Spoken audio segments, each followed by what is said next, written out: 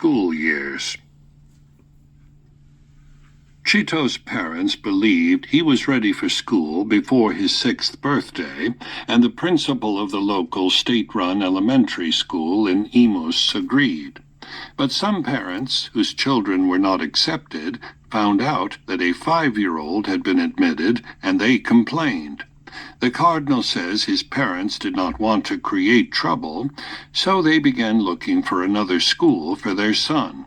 They began with schools nearby, gradually widening their search.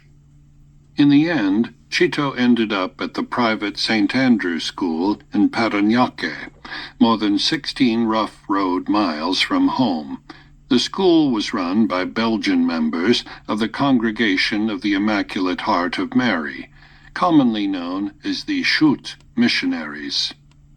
At the time, the education system in the Philippines was organized around 6 years of elementary school, followed by 4 years of secondary school. Students generally graduated at the age of 16. Not attending the local public school turned out to be providential, the cardinal said, because in addition to what I received from my parents, I got formal religion classes.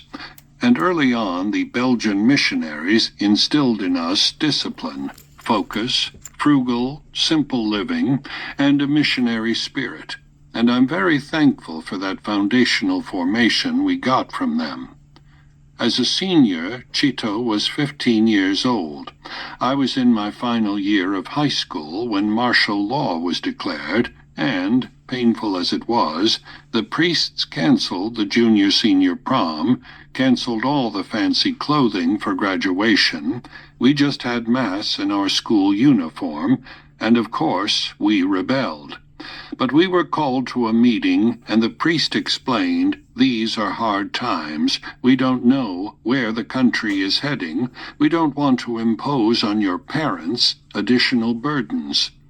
So you should learn how to support your parents and your country."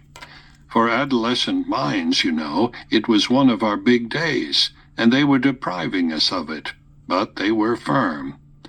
Almost until the very end of high school, Chito was convinced that his future was in medicine.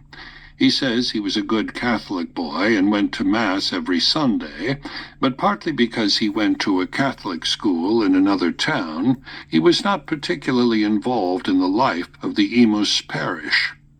Then came the invasive intrusion in my life.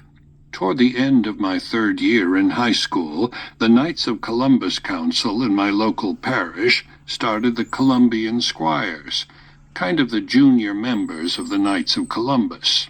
His father was a knight, and the elder Tagle and other members of the Imus Council decided their sons would be the first squires.